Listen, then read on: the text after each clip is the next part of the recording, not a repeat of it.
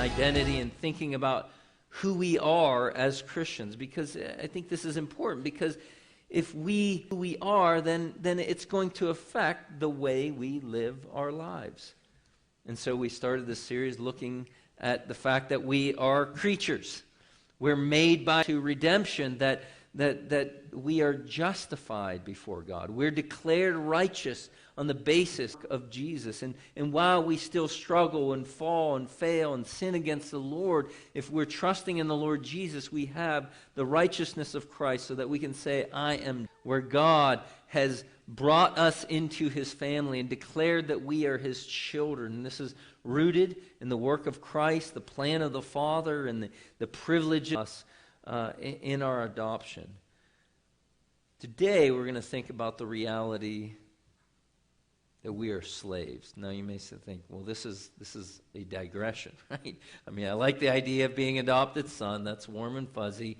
But the notion of being a, I think, is because many of our English translations translate a word that probably should be translated as slave as servant.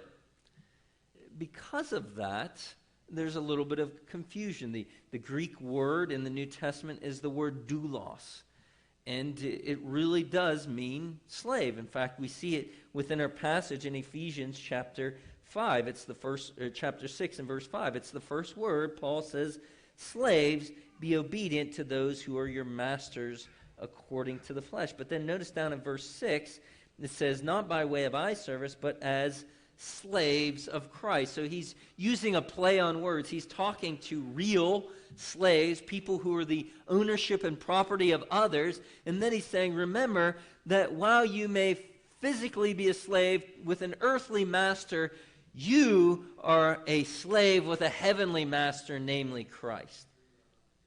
And as I mentioned, this word that we see translated as slave here, but unfortunately elsewhere often translated as servant, is used over 100 times in the New Testament.